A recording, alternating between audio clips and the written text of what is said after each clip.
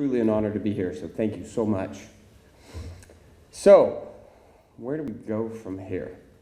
So, Right Now Today movement and the movie, Shift Paradigm. So I'm the director of the movie you're about to see, and Greg Marks brought me onto this project, and I did it for several reasons. Well, one, Greg's my friend. That's an easy one.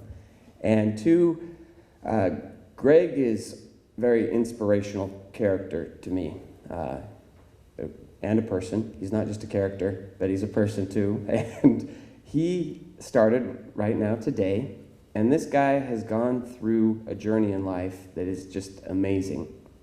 So one, I'm inspired by Greg, so I wanted to direct this project, and he's probably going to tell you a little bit about how this project came about. I think he woke up in the middle of the night and wrote this script, and what it comes down to for me is that it's people helping people, right? And sometimes we get lost in everything that's going on today, and we get busy, and we forget about the most important thing that there is on this planet, and that's the person to your left and the person to your right.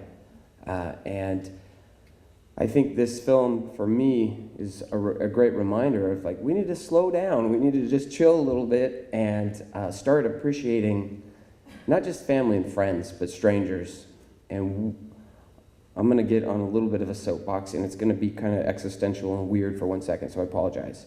But my personal view of where we are at in this world when it comes to social media and the availability of information, I almost feel like as a world we're in this little bit of an identity crisis. What really hit home to me, I think, was at the tail end of 2014, probably in November, when there was a raid on the presidential palace in Mogadishu, right? And some terrorists took the palace, and I was on Twitter, and suddenly the prime minister tweeted out to me 3 minutes after the raid, or he tweeted out to everybody that the raiders had been expelled. And I'm thinking, what the hell? I know 3 minutes after there's a raid in Mogadishu. And I think sometimes when we're getting all this information from around the world, the question I ask myself, has the world always been so crazy? Or does it just feel that way because we have access to all the crazy crap that's going on within seconds? And I don't have an answer to that. But on the flip side of this coin, that we see all this bad stuff happening in the world, we also have the same propensity to have kindness and goodness and be able to help people on a moment's notice. And that's what Right Now Today is for me, and that's kind of what this film was to highlight. So I'm going to stop chatting, and I'm going to introduce to you a very important person, and he's going to tell you how Greg's affected his life. So without further ado, I'd like to introduce you to Samuel Hagen. Come on out, Samuel. Don't be shy, Samuel. Good to see you, my friend.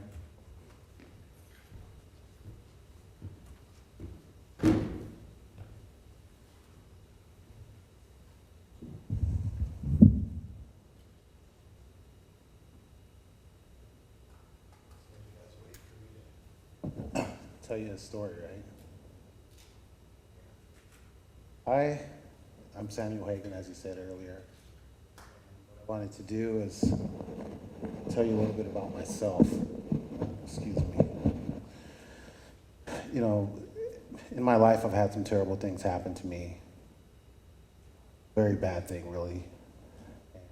I just want people to understand how an encounter of another person or a kind person can help change your perspective on life and how it can make you see things differently. I really didn't realize the value that I had because of what had happened in my life and what I had done. Even though it was an accident, it still affected me to the point of becoming homeless. Very, very devastating to me.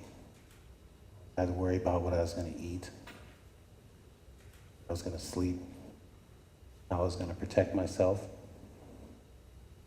was very hard on me. But I'll tell you the reason why I came here is to talk about Greg Marks. He saw me one day and he just started talking to me. And I was surprised. Then he started telling me his story of how he was addicted to drugs for 20 years, became homeless himself, turmoil and the struggles that he had with that. At the same time, I'm thinking, wow, I can relate to this guy. He said his father always encouraged him to be better, reach his potential. Keep swinging that bat, son, is what Greg said to me. One of these days you're going to hit a home run. You have a gift. And I start thinking to myself, do I have a gift? If I keep swinging that bat, can I change anything after what's happened to me and what I've done? So I asked him, that how did you get to the point where you stopped doing the bad things you were doing? Greg told me that one day he was smoking crack cocaine in a house for 2 days. The guy he was smoking the crack with,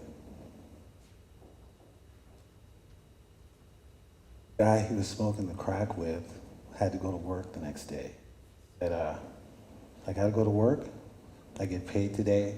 When I get home, we'll be able to smoke crack all night. Left. So then I asked Greg, I said, well, what'd you do then? Greg told me that when he sat there, all he could think of is that smell and the darkness that was there, and how he felt on the inside. He said he felt like there was demons swimming around his head. And at that moment, he picked up his phone and called his dad. This is a part of the story that really got to me because,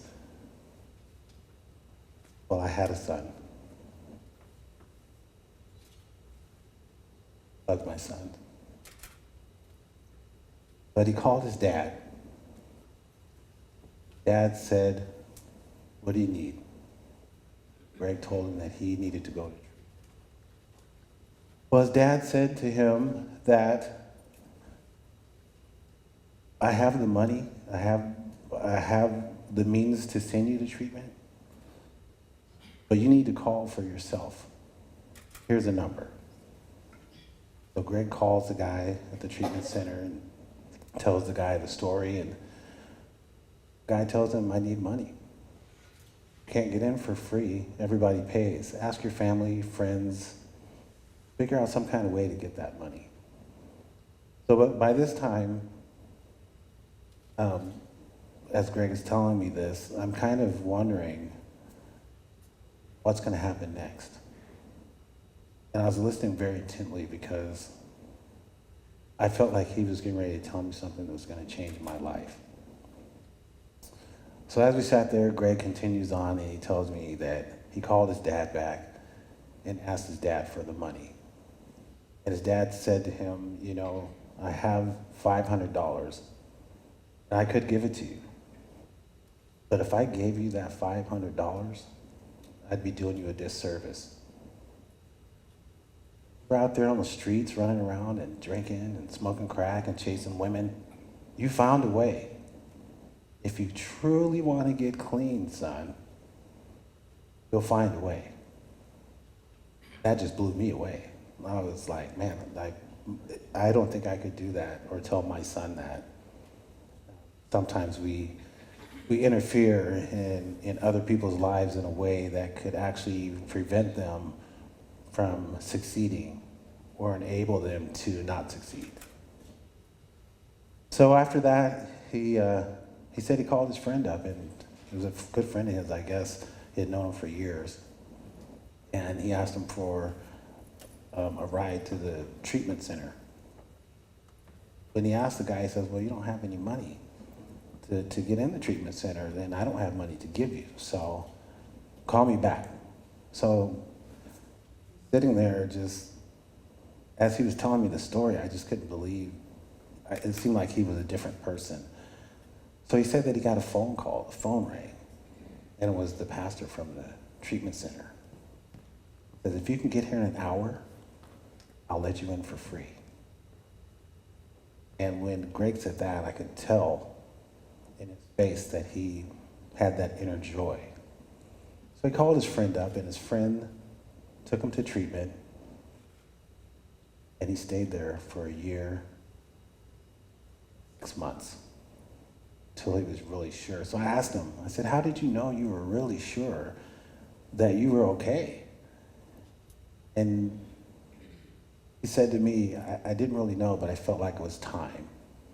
The pastor there had told him that if he gave him 1 year of his life and listened to him 100%, that he'd make him into a different man. Now, the thing that I thought was kind of amusing, he said when he got there that the pastor had told him that if on his worst day, that he could make a better decision than he could. And I thought that was kind of interesting that he said that.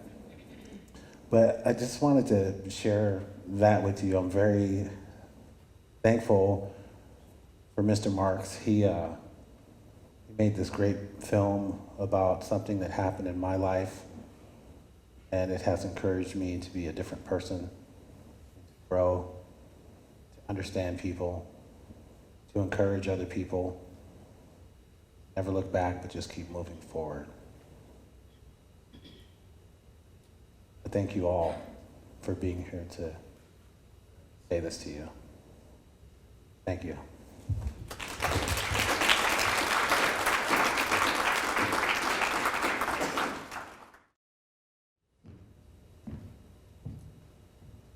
What do you guys think of the film? You like it?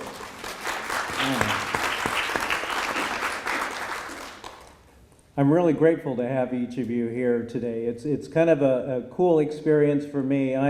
For those of you who don't know me, I'm Dr. Paul Gerhardt. I teach business management and marketing here at Pierce College. And I see lots of management and business students here, and so I'm grateful that you're here, and students from other departments. I'm truly grateful that you're here, and our colleagues as well, too.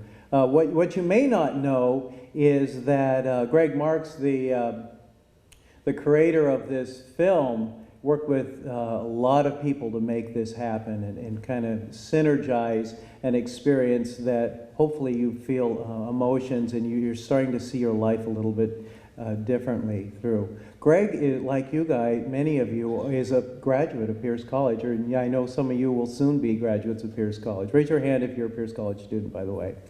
Cool. Yeah, Greg came to Pierce College as an adult returning back to school, and I was really impressed the very first time that I met him. He came here as an injured student on an L&I claim, and he sat down with his counselor, and we had the privilege of really thinking about what his time at Pierce College would be like. And one of the joys of having Greg in my class is he really saw the value of education and what it could do for his future. He doesn't like to brag about things, but I've had the privilege of having him in several of my classes and getting to know him. He is one of those really masterful students that took the time to really question, the theories that we were talking about and the concepts. And when he got it, he was the one that helped bring other examples to make those examples even more powerful. And in our conversations after he's graduated from this program, I can hear how he's using the concepts that he's learned in our very management classes to take his career and do amazing things. You may have seen people in that video that you've seen in other major television or movie screens in this film. We've got in here the person who did his makeup is doing makeup for some pretty amazing features that you've probably seen, like Grimm, for instance. Has anyone heard of Grimm in here? Yeah, so there's a lot of synergy that takes place in putting things like this together, and we've got some amazing graduates of Pierce College that you could be really proud of, that are taking their education and doing amazing and synergistic things. As the business management program coordinator, I wanted to acknowledge another member of our board, Executive Vice President of Costco, Mr. Jim Murphy, in the middle here. I don't mean to embarrass him, but I'm grateful to see our graduate and alumni come here. He's a regular contributor to Pierce College because he knows about the value of education, and he talks about his story and how education has transformed his life. Would you help me thank Mr. Murphy for being here and his support? I really genuinely appreciate it. After Greg graduated from Pierce College, he's gone on and done films and commercials, television, and of course produced this amazing short film. And after doing that and being inspired about making a positive difference, he started his own nonprofit organization called the Right Now Today Movement, and he's going to talk to you about that today. I'd like to, before I introduce Greg, I want to share with you a little promo that he put together with the help of the amazing people of the LeftJet Studios right here in Seattle. So enjoy. The mind, it's an incredible instrument. Together, we can achieve so much more than we can imagine. Nothing is too small. Or too big. Dreams can come true. Just imagine people coming together to make dreams come true. That would be huge. Together, we can do this. Humans helping humans. I like the sound of that. The possibilities are endless. The best time to do this is right now, today. Right now, today. Right now, today. Right now, today. Right now, today. Right now, today. Right now, today. Right now, today. Right now, today. My name is Greg Marks, the founder of Right Now Today, and I invite you to be a part of the change.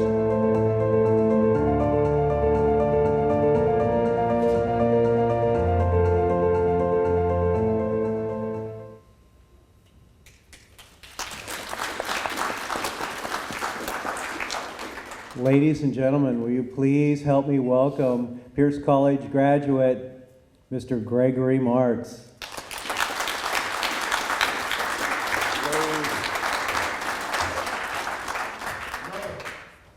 You guys like the movie?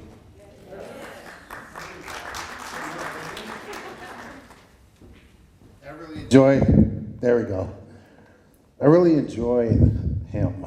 He's a great man, doing great things now. You see where he's working at? It's awesome, right? He's got a job. Okay, so I wanted to talk to you guys a little bit about my experience at Pierce College and how I think I can help you guys that are students and people in life make the most of your time and what's happening or what your future could possibly be. So we'll start off with, I want people to recognize their value. Even with Right Now Today, I'm doing the same thing. If I didn't realize the value that I had, my father didn't believe in me and help me, I wouldn't be standing here today doing the things that I'm doing. But he believed in me and he stuck with me. But once I realized that value, the amount of things that I could do was just amazing. So we'll go back to when I started school. I was already acting as, I don't know if all you guys know that I'm also an actor too. And I started Right Now Today, and I'm doing all these different things. With Right Now Today, we actually helped do 500 bags of love. Hi, Chris. 500 bags of love with, where we went downtown, we got all these bags, we got these kids together, we took paper sacks, and we put little hearts on them, blue for boys, pink for girls, and we went to downtown Seattle and we passed them out. The only thing that was in them was razors, soap, deodorant, things like that. No food or anything like that. I went with a lady who did 150, and she said, Right Now Today can you help. We sent a couple people down. The story that sticks with me and made me really want to jump on that one is that we went to pass out 150 bags that were gone in 20 minutes. The last bag that I had, I went up to this guy that was huddled up in a corner with a blanket over him, and I said, hey, excuse me, sir, would you like a bag of love? That's what we were calling him. And he's like, what is it? I go, just open it up and see, it's a bag of love. So he opens up the bag, First thing he pulls out is a toothbrush. And when he pulled this toothbrush out, he started welling up in his eyes. And he was like, thank you so much for this toothbrush. And that made me think like, wow. I said, that's it, we're doing 500 bags now. So we did that. There was a family of 18 that the house caught on fire, 8 adults, 10 kids. House caught on fire right in Spanaway. I don't know if you guys read it in the newspaper or anything, saw it on the news. Family of 18 lost everything. They just got out of there with just their shoes on. So I'm just trying to show you the power of people working together and making things happen right now today. So a girl messaged another girl on Facebook and asked her if she could help this family. Well, the girl knew me, and she said, call Greg Marks. He has a thing right now today. She called me, or actually messaged me on Facebook. I talked to the family, got in touch with them, went out and interviewed them in the hotel, got them connected with Como for News. Como for News started doing some things, got them some money, got them furniture. A lot of my friends came and donated things from all over the place. People were donating stuff. So, and this was right before Christmas, mind you, it was in December. And they ended up getting 2 Christmas trees, like real big Christmas trees. We had so much stuff that my car was full, a station wagon, a truck, and we had to go back and get the rest of the stuff. But that happened, I think it was like in less than 4 or 5 days. But that's right now, today. That's not waiting for Red Cross. That's not, having a big fundraising event. That's people that are getting in action right now, today. So I'm just really excited right now, you guys. So I'm moving kind of fast. I'm just so happy to be here because this is a fantastic school, great staff. It's just everything about the school just emotes success to me. So when you realize your value, and what that means is finding your principles, your morals, your standards, your character, whatever that is to you, no matter what's happened in the past, no matter how much money you have, no matter what you look like, no matter what. Once you establish that within yourself, and you believe in that within yourself, no matter what anybody says or anybody thinks about you, it does not matter because you know your value, you know your worth. Because once you learn your value and you start utilizing your value, the things that you have of value yourself, not like, money and tangible things, people will start noticing that. And I had to learn that because like I said, or like Samuel said actually too, I did drugs and alcohol for 20 years. I was an abusive husband. I got married at 19, divorced at 21.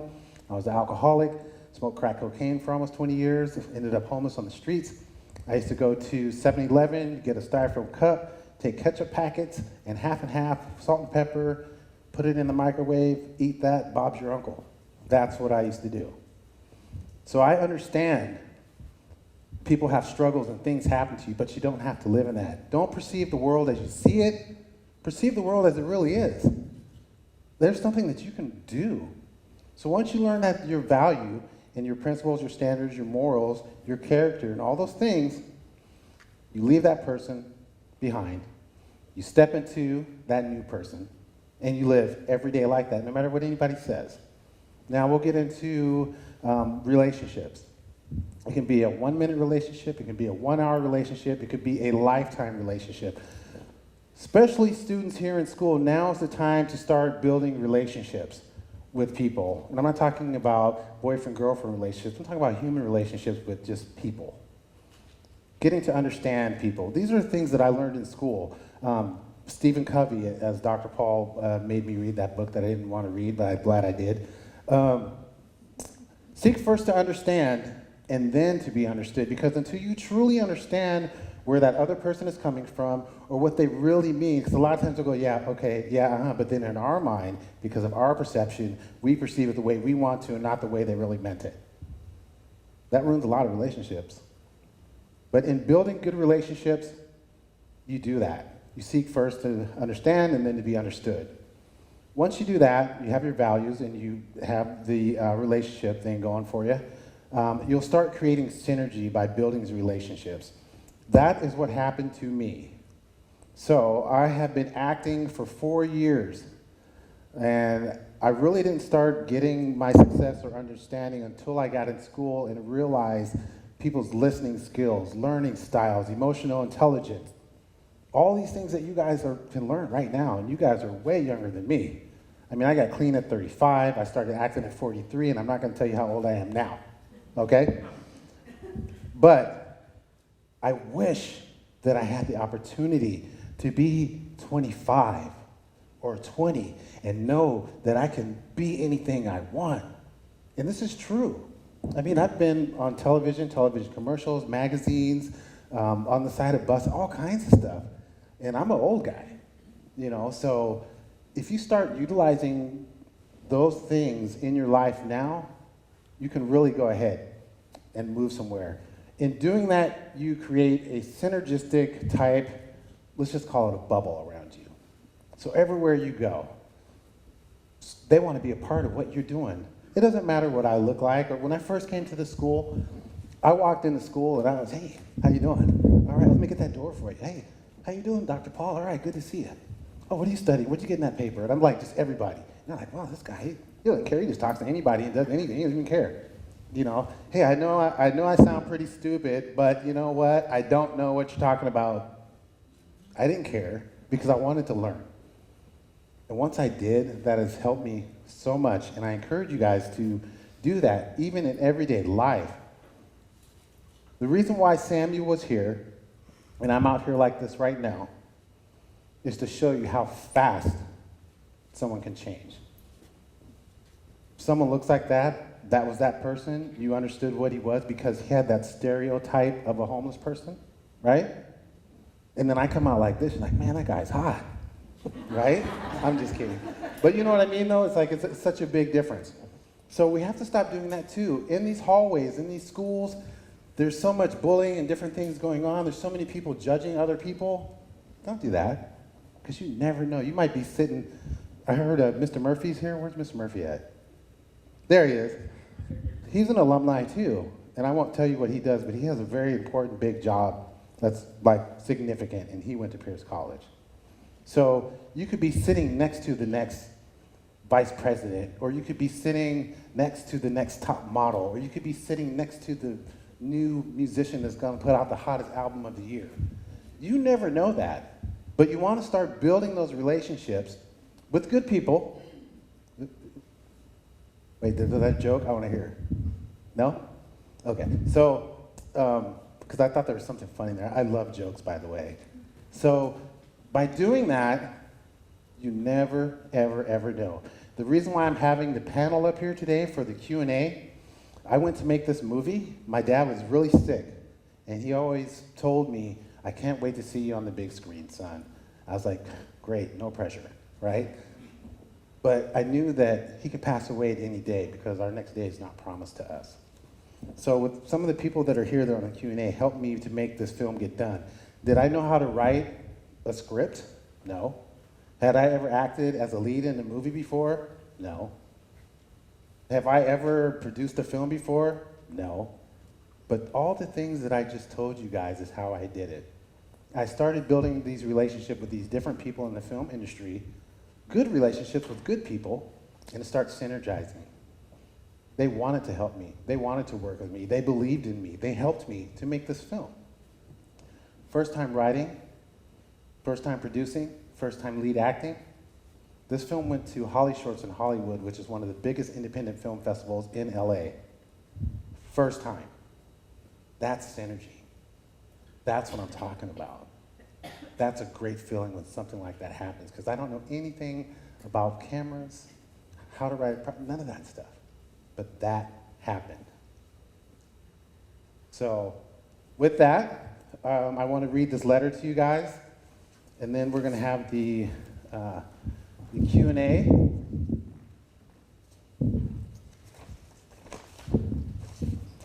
This is a message that I got on Facebook, and I asked the lady permission to share this with you guys.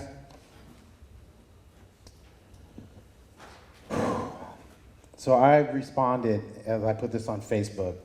I received this message this morning from Facebook, from a Facebook friend that I've known for 2 years. It breaks my heart to hear what's happening to her, and I want to see if we can help her with the representation of Right Now Today. Let's work together to find her a place to stay, if we can. She will literally be homeless tomorrow, which is today. Feel free to contact her. I have all her information. But this is what she sent me. She said, Greg Marks, I heard that you're a guy that helps people and that you were homeless one time. I'm disabled, but I'm applying for the PAS program with Social Security, plan to achieve self-sufficiency. My name is Helen Renee Netherland. I've had to rent rooms for 2 years now. I was a homeowner on the board of directors. I went through a terrible divorce with my ex-husband who tried to kill me several times. I ended up disabled and kept trying to get back up. This may sound crazy, but his father brought him up as a warlock. I never knew. I just knew I didn't want to marry him. I walk with a cane. I had my right leg almost severed off. I broke my right heel, internal entities, osteoporosis, and no bone density. I'm riddled with arthritis. I have tongue and mouth and throat cancer. They say I have to watch my left breast closely. There is a calcification, but not malignant, fibromyalgia, a possible brain tumor. My psychiatrist says I'm not crazy, no dementia, no schizophrenia, no psychotic. My spelling is awful. He says that I'm grossly abused, grossly neglected. I have PTSD and ADHD. That's all. I also have a genetic disease that is boring in my heart, in my lungs, and my liver. There's more. I'm missing bones in my spine, and there's an infection catheter intertwined in my spine. The doctors made a mess of me. One doctor put me on a pain pump. When I came back, it was infected, and he had to take it out. I had a nice car, and then it was swindled from me. It was paid for. Now I have no money. So one person, me, having an idea with other people, the people that are here supporting me doing this film, you guys, because you guys are supporting by being here. These are the kind of people we're trying to help. These are the things we're trying to do without having to wait. I have a team right now that's working on getting her, not a temporary solution, a permanent solution. And she lives in Simi, California. So I just wanted to read that to you guys and let you guys know that this is what we're doing. I really would encourage you guys to go to my Facebook page, the Right Now Today movement, and like the page, because you never know, it could be one of you guys that have something.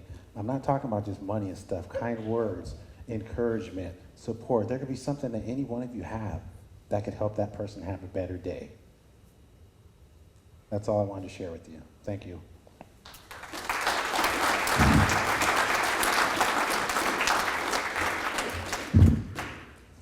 And then we'll have our panelists come up, please.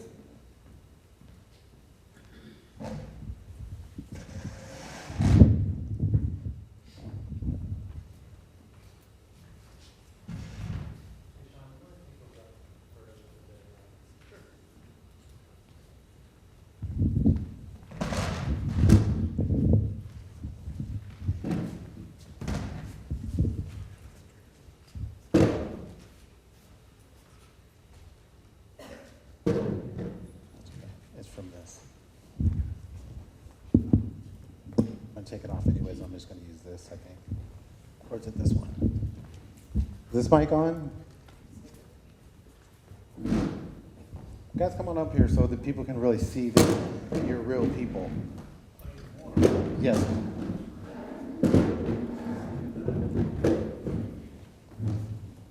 Then Chris, could you come up here too, please? Thank you. See how that works? Yeah. She didn't want to do it, but guess what? Come on up here. Where's the stairs? Is this, no? Oh, there we go. So I'm going to go down the line real quick, and then I'm going to open it up for you guys to be able to ask these guys any questions you want about me, about the film, about what they do. Okay. So as you guys know, this is Ben Andrews. He was the director of my film. This was a synergistic relationship. I met him on set. He is also he's actually a better actor than me, but he has produced great films and things like that. He encouraged me, he helped me, he jumped on the project and helped me get more people. This is Kate Dixon Extraordinaire. She does makeup for Z Nation and Grimm, and you can ask her any questions you want. When I asked her to help me with the film, she's like, boom, no problem.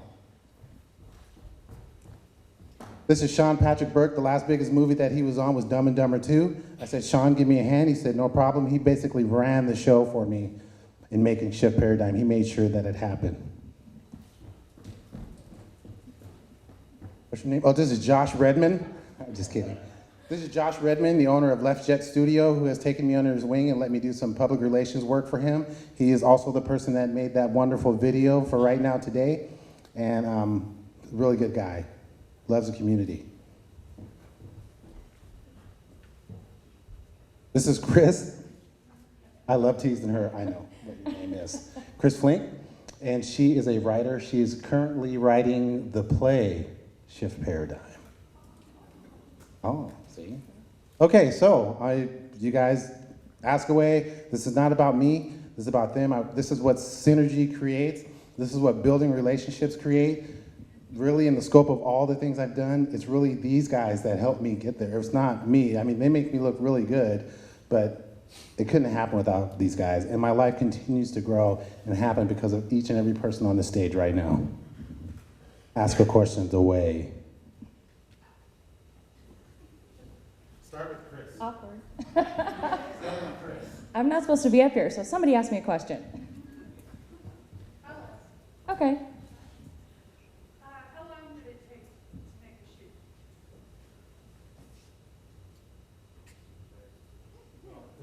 Sure. Well, Greg approached me about the film, I believe in February of last year, so a year ago, and you know, I knew Greg, I knew his story, I wanted to help him out, so we started going into planning then, went through a series of getting crew ready, locations and everything, and we shot the film in June of 2014. And because the Holly Shorts Film Festival was in August, we had to do a very quick editing process, and we had a great team for that. So we got it edited into August. And so the overall process probably took, you know, about 7 or 8 months from beginning of the script to the end completion.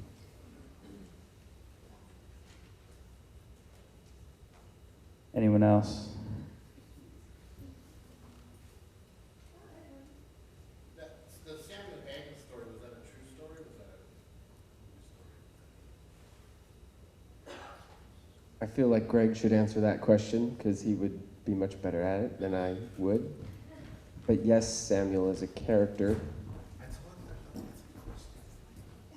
Wait, what now? Was Samuel Hagen fictional or real?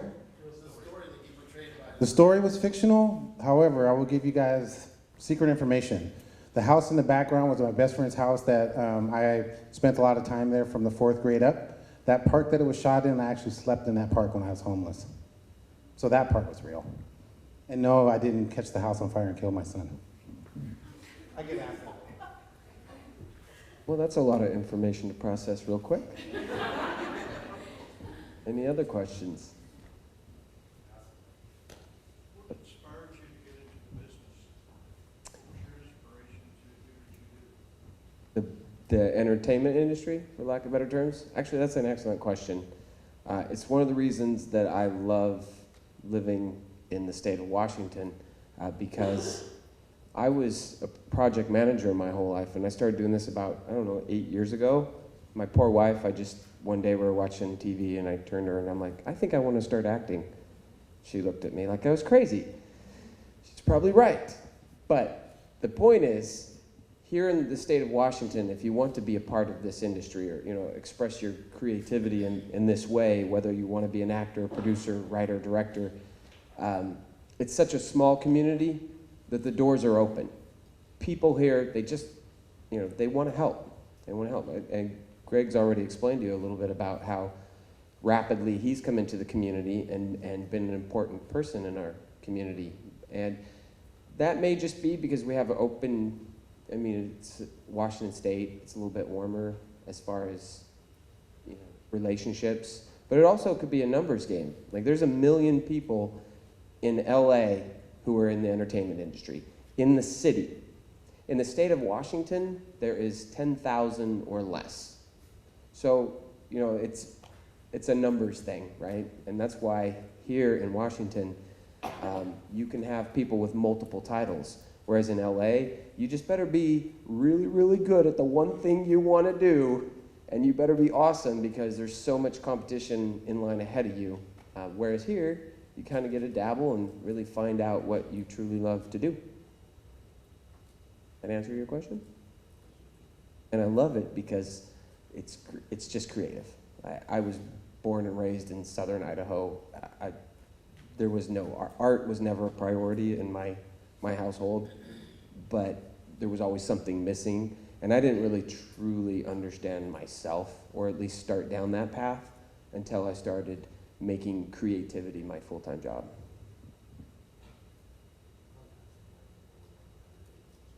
That's an excellent question. Oh, everyone's answering. Okay. I went to UW to be in drama and theater. I'd always just loved drama and theater, and took theater makeup as an actor, and little 3-credit course, and loved the makeup, had a knack for it, and was so much better at it than acting. So I just kind of saved up for LA and went to theater film makeup school down there, and been trying to pursue that for about 8 years now, and plugging along, But I agree with him. It's definitely a lot different than the LA market, and I love working here because every single set I'm on, I know at least 5 people, because it's such a tight community. And yeah, that's my story. Oh yeah, that is a very good question. To me, there's nothing more artistic than a film. I think the film is the best medium out there, and that's just me speaking. There's great paintings, there's great literature. I went to school for English literature, so I love writing, but filmmaking to me is in my core. It's what I want to do, it's what I'm going to do for the rest of my life.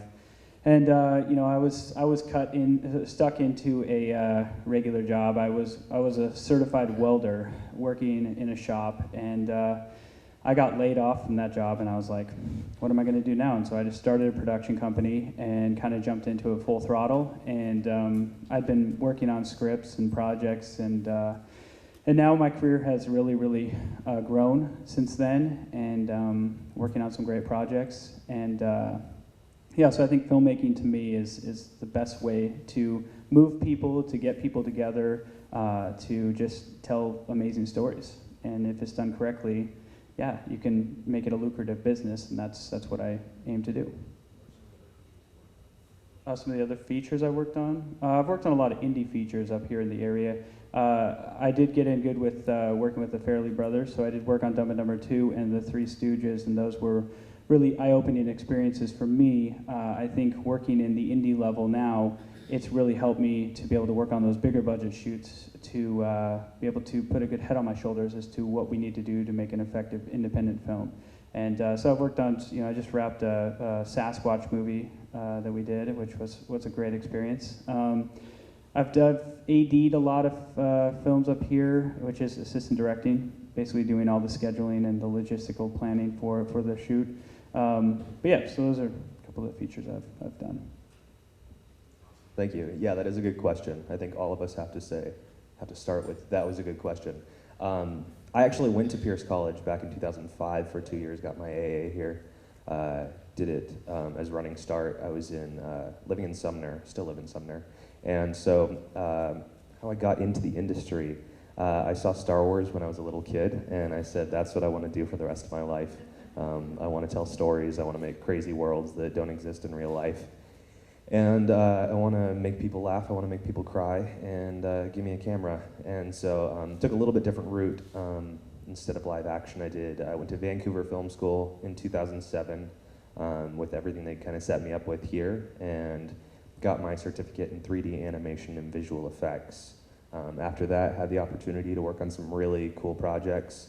Had a small studio in Seattle, and then did a whole bunch of freelance, went overseas, shot documentaries. Then with all of that, was kind of put in a great position to start my own studio. And so now I run a studio in Seattle, and partnering with Greg on producing the feature-length version of Shift Paradigm. So we're early on in that, but it's super exciting. And I got my start here, so this is actually sort of cool for me. Comes full circle. Let's see. Well, I'm originally from Montana, and I relocated to Washington to go to art school, and fashion merchandising was my background, and I was a product development director and in the fashion business for 15 years, and then decided that I was burnt out because I was traveling a lot, so I decided to recreate myself a little bit. Started my own interactive theater company in 2000, and public events, corporate events, that kind of thing, and it's just sort of grown, and I've done a lot of producing. I'm a producer, I love producing, so I've done a lot of producing of theater stuff, and then started getting into film a little bit, and decided that I was directing more than I was producing on a lot of stuff, or getting asked to direct, so I went to UW 2 years ago and did their directing for stage and screen course, and then I did an advanced directing course at Freehold after that, so I've sort of trying to be more well-rounded, got the director, producer thing, but I also did a lot of acting, which people don't know about me. I can sing and act and all that fun stuff, so I'm still doing that for fun on the side, but I'm really looking to move into film more, and as I hired Greg actually for an interactive event for PAX, the video game convention, I don't know if you're familiar with. He played an interactive character for me in Sims 4. He was Pancake Bob, and everybody came and had pancakes with Pancake Bob, and at Lost Lake Cafe in Seattle. We had a good time, and that's how I met Greg, and we just started talking, and we enjoyed working together, and I came to one of his Right Now Today things and said, I have this feeling I've always wanted to write a full-length play, and done a lot of short stuff, and I said, I feel like I need to write this. And he said, then that's your thing, Right Now Today. So I said, all right, so I have a writing partner, we're writing it, we're hoping to launch it this year, if not early next year, and also I'm producing a feature-length screenplay or feature-length film. Screenplay now, working on it, been working on it for 2.5 years, and that will happen hopefully in 2016. So I've just sort of made the transition and I'm meeting all these new people all the time, and you go to college for one thing, and you get all the experience like you guys are doing, which is fantastic, and at any point, your life can completely change, and you can do something totally different. But if you have the background that you do, it just allows you to transition easily. Business management, very important, because you never know where you're going to have to utilize that, whether you're in business or you're in film or whatever. So thanks for being here today. I just sort of ran. No, that's fine. No, we have time. I was just coming out here because the Pancake Bob thing is really funny, because I don't play video games. I Sims, the little game, and so they said you're Pancake Bob. So when I go on set, they're like, oh, the star's here, and I'm like looking like, who's the star? And they're like, you're the star. I'm like, what? You're Pancake Bob. I'm like, what? So then I get this robe, and I have another fake beard put on, and I'm like, okay, so we had to learn this weird Sims language that they play. Yeah, Simlish, that's on the game, whatever. But I didn't realize what she had, because she cast me for it. So it wasn't like, I just walked in and I got the job. She cast me by how I looked and my experience. So we're in this cafe, I have this robe on, and my deal is to walk with a coffee cup all day and speak Sims. But this pancake, they were giving free pancakes. And so, but like I said, I didn't know I was the main character, so people are coming in, oh my God, it's Pancake Bob! Oh my God, can I get a picture with you, Pancake Bob? And it's just like the whole day I was really like Pancake Bob, so that's how we really met. And after that, I go, yeah, that's not cool. So we haven't. I did. I almost threw up because I had to drink coffee all day, and you're just sipping on it. That was bad. Can we get another question? Yes, sir. Actually, I have a similar story to this gentleman over here. I got out of the Marine Corps in December of 2013, and I didn't really know what I wanted to do, but I was looking into acting, and my wife, she thought I was crazy, so I'm here now in college. I'm doing a digital design program. However, I still wanted to get into acting. Like, what would be the best route to take?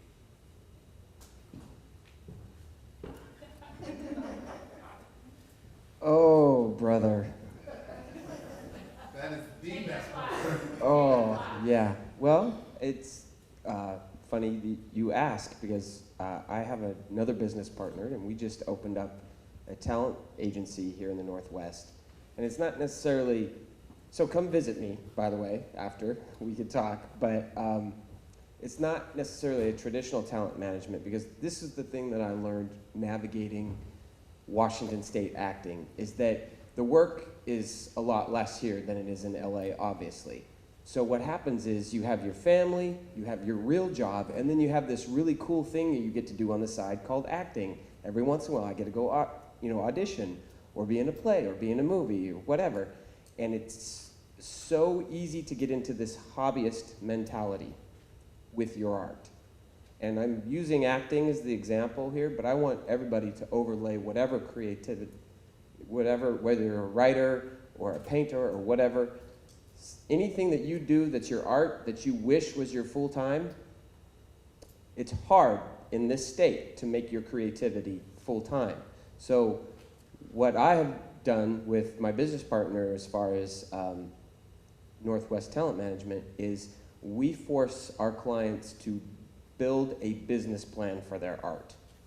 And the idea is, when I'm going to come full circle here as the thoughts are coming into my head, but the thing is, if you want to do it full time, there's the foundational steps that you can do, right, as you have your real life, but you have to have a business mentality when it comes to your art. You can't just be a creative who gets to go play every once in a while. You have to understand what your goals are, what your funding strategies are, what your marketing is, and all that stuff that's business, you apply it to your art, and you put your heart and soul to that, and it will become your full-time business. I think I'll stop there. Is that good, Grant? I'm not an actor. I've done stage stuff before, but I think I can at least touch upon your question there in a way that would work for everybody out there trying to get into the work that they want to get into. And that's a simple thing for me is networking. You want to go to as many events as you can. You want to meet people. You want to get your name out there. The most people that get work in this town are the people that are showcasing that they're out there working. So that's a huge thing, I think, is just going to, there's a lot of indie filmmaker meetings. You can find all this stuff on Facebook. Facebook is actually an excellent tool for filmmaking, and it's actually landed a lot of jobs for myself. But networking is key, and it's what will get your name out there. And then like Chris was saying, you got to practice. You got to go to some classes. You got to study film. You got to watch other actors on screen. You got to talk with other actors like Ben. So it's just really getting yourself out there. Reach out to the community. There's a lot of good resources in this community, and I think the talent pool is great for people just to jump in and get some gigs. Hi, my name is Tanya. I am a current student director of college at Fort Stoughton, and I've had these remarks in my class before.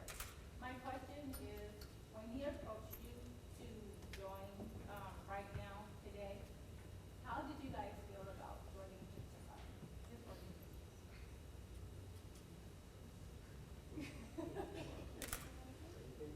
Well, technically, we're all part of Right Now Today, because we're sitting on this stage. Okay, I put all my cards on the table type of guy, so I may overshare here, and I apologize ahead of time. So I'm almost 40, and I feel like it's kind of back to what I was saying in the beginning with kind of identity crisis. I feel like I'm still in the stages of deprogramming the programming that was put upon me as I was raised. So my father was a Vietnam vet. He came from a rough household, right? So the one programming that I was raised with, especially as a male, was be tough, be strong, don't cry, right? And so there's this kind of culture around us males, and I think it's less now with the younger generations, but that is programming that my generation has had. And so things like this right now today is really about dropping walls, right? It's about, okay, I'm gonna give you my heart and soul. You could hurt me because you may take advantage of me, but I don't care because I want to help you. And that's the person that I want to be as I deprogram myself. I think we're now officially evolving in time where we don't need to be the most powerful or the strongest on the block. What we need to be is the most loving and the most caring. And that's where true power comes from, as far as I'm concerned, is when you can expose yourself, metaphorically, to other human beings and let them see who you really are and take that risk. And it's scary. But that's what right now today for me is that, hey, you know, we don't even have there is a plan, but it's not like an established plan. We got to be organic, and we have to get these Facebook messages and move and act, and all about being focused on other people. And I just love that, and it appeals to me on some certain level. I'm handing the mic off.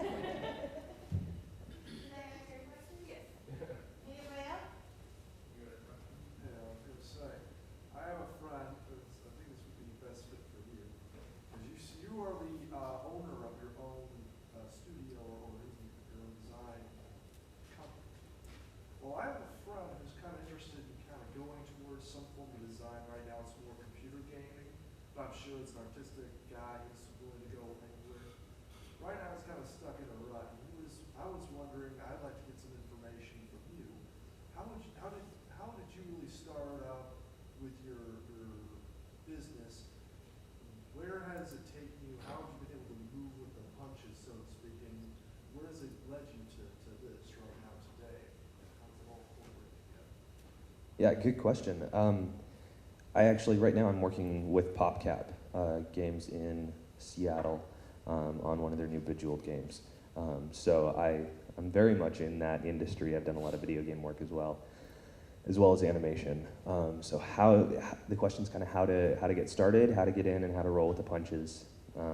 When I watched Star Wars, but then now I'm working on a Bejeweled game, where I can say, well, there were stars in Star Wars, and I guess I can kind of make the leap. But yeah, I think it's just encourage your friend to just continue learning, learn the foundations of what he wants to know. And so he wants to work in video games.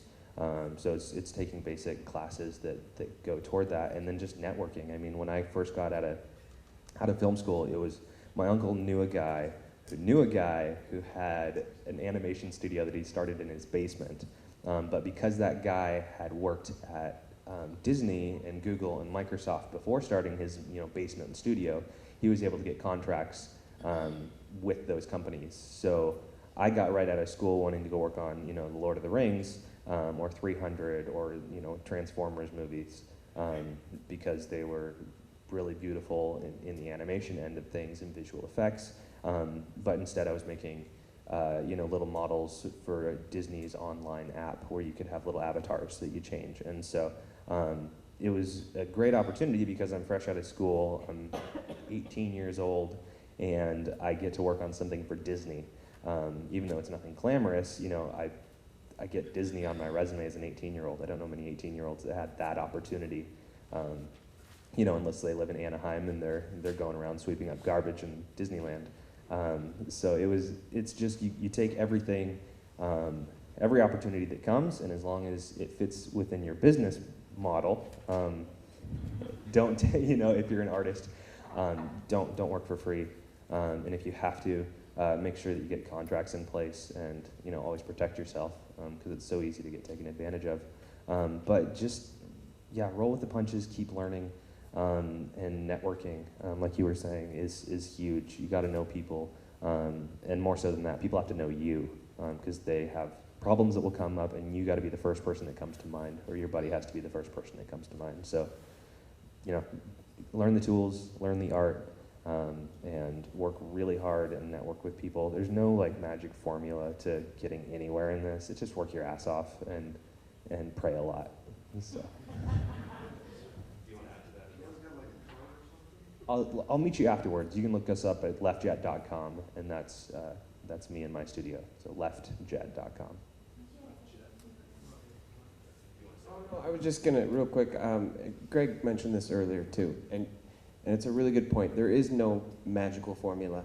Everybody has their own journey that they have to take in whatever path that is. Right? We have a society filled with books and instructional videos that tell you exactly how you have to do things. That's just not the truth when it comes to artistic endeavors or humane endeavors and things like that. So at the end of the day, what you need to do, or what he needs to do, is surround himself with people, synergy, that add to him, not steal from him. And that is the key. So you can surround yourself with people that, if they're draining you, well, they're just the wrong people. to be around. And if you can get a circle of those type of people that are just building each other, well then you've already established the initial part of your formula.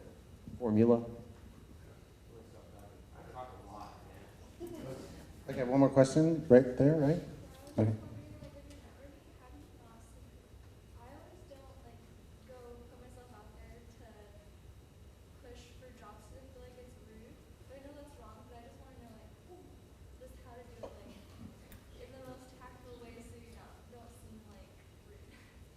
Can I go first? 'Cause I like to consider myself the master networker. I'm anywhere, everywhere. You can Google me, you can whatever. You can find me, even when I'm hiding, okay? But the thing is, some people, that's what I was talking about, learning styles and listening styles. A lot of time, networking is also listening, too. So you're in a room full of people. What are they talking about? Something that interests you or that you want to be interested in. What I do is if I hear something that I want to be a part of or something, I'll just I'll just stand there. And you're networking, that's what everybody's there for, and I'll listen. And if it's something that I want to chime in on or something like that, you mind if I join the conversation? Oh, I heard of that, or something, the next thing you know, you're in the conversation. But that's like a big thing for me, and it's the thing I talk about, relationships. You would be surprised how you could build a 1-minute relationship where a person will never forget you. I'll give you guys another secret. Every time I meet someone, I've been doing this ever since I've been networking, I never just go, hey, my name's Greg, nice to meet you. That's not me. I shake the person's hand the same way every time I look them in the eye. Greg Marks, nice to meet you. Greg Marks, nice to meet you. Greg Marks, nice to meet you. Have you heard of that guy, Greg Marks? Yes. He really likes meeting people.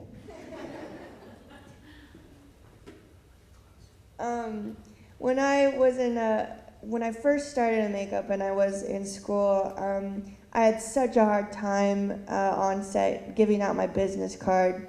I just felt so shy, and I just felt so out of place. Hi, here's my business card, you know. But then my instructor, to this day, I still think of her when I hand out business cards. She said that you're doing them a favor the next time they need a makeup artist, because next time they need a makeup artist, they're gonna get stuck with someone that doesn't know what they're doing, that's not as good, that's gonna give them this awful experience. But by you giving them your card, you're saying, here's a good person for you to have next time. And so that really kind of stuck with me as far as networking goes. And another thing too, as for at least in this area, the only way I got on Grimm was finding the people myself and searching those people out and pestering them to death. And it's a little bit more aggressive networking, I suppose, but I literally stalked them on Facebook, the entire makeup department, and had the one gal offered to meet me for coffee. I drove to Portland for coffee, and we ended up sitting, 2 hours, had a great time, and she said at coffee that I would never get on the set, that they were already fully staffed, and she stopped trying. And I didn't stop trying, so then I just kept hounding the beauty people. I was hounding the effects people, and I started hounding the beauty people, and finally they needed a whole bunch of zombies, and I got the call. So if I had just stopped, they would not have called me. So, I guess just persistence and networking go hand in hand with that. And it's kind of how I got on Z Nation too. I just pester them until they finally call me. And that's what works for me the best, but I don't know about anybody else. Well, networking is really big, just to really show your presence, to show people that you're in town, you're doing what you do. I go to a lot of events, I go to a lot of networking groups, and you don't have to shove it down the throat what you do, but they want to know what you're there for, and that's what Greg's talking about. You listen to people, you hear what they're doing, you hear the projects that they're putting forth. You're like, oh, hey, well, I'm a producer, I'm an AD. give me a call if you need help. You know, it's really just trying to be very tactful about the way that you approach people, but letting people know that you exist is a huge thing. And using social networking also is a key. You know, like the only reason why I do Facebook or Instagram is because it helps me network with people. When I take pictures of me on a film set, people say, oh, there's Sean again, he's working on a film set. That's part of my networking too. Show people that you're working, show people that you're putting in the time. When you go to those networking meetings, you just got to tell people that you're there, that you're willing to do the work, and you know, that's just it. You just got to keep meeting people. And without networking, I mean, I wouldn't be doing what I'm doing today. And this year, we're about to like close films in Finland and New York and Chicago, and like, so we're making very big moves. But without networking, I would not have met the Finland Film Commission that we're going to be working with. And so it's kind of just putting yourself out there, letting people know you exist, and don't be shy. Don't be shy. I used to be kind of like yourself, where I don't know I don't want to ask people for stuff. I definitely hate asking for jobs or work. So I think the true power of networking is, again, going back to what Greg was saying earlier, is listening. See, you can start a relationship with somebody. Hi, my name is Greg Marks, or preferably your name. My name is Ben Andrews, and you know, tell me about yourself. What do you do? And then I keep it away from work as long as possible, and I just listen. And then I keep asking questions. Do you have kids? Where are you from? Where were you raised? And then I have this Rolodex in the back of my head that's just, as I'm listening to them, I'm looking for problems that I can solve, somebody I can connect them with, whatever they're doing, whether it be work or their personal life. I'm like, hey, I have a friend that has X, Y, and Z. I should connect you to. And then when you start solving people's problems and listening, one, they know that you actually are a human being. You're not a robot. You're there to meet them. And then two, you start solving their problems. Well, there's just this natural thing that happens, and I think it's called a relationship, where you solve their problems. Well, then they want to solve your problems. So 9 times out of 10, when I do that thing and I'm just getting to know them, somewhere in the process they're begging to help you. They're like, is there something please tell me what I can help you with. And for me, that's the most effective method, is just try to be myself, not ask for things, and just get to know them. What industry are you looking to get into? What we got time for this one. Yeah. Quick question, what industry are you looking to get into?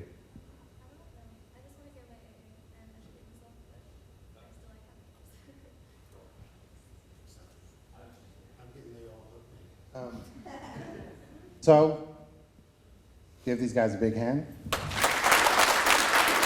Thank you so much, Dr. Paul. Dr. Paul, could you come up here, please? And you guys can just stay here for a minute, because we're about to shut it down. If you guys don't know Dr. Paul, Dr. Paul is personally responsible for a lot of my success. He is my mentor now that I'm out of school. Anytime I have a problem, I call Dr. Paul. He's always willing to work with me. He went above and beyond while I was in school to help me succeed. He loves for people to succeed. I hope everybody doesn't just flood your office, but he really helped me boost who I was. And I just wanted to, in front of you guys, thank you so much for being who you are, Dr. Paul, and all the things you've done for me and helping me to succeed in life. I appreciate it.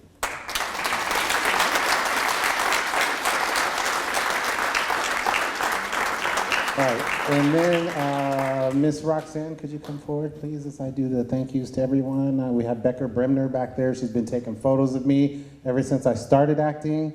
She's world famous. She just got back from California. I think she took a picture of some cheeseburgers or something. No, I'm kidding. But she's like such a good friend. She's helped me so much. And the staff is just, I'm really excited. Thank you guys for letting us be here today. You can clap.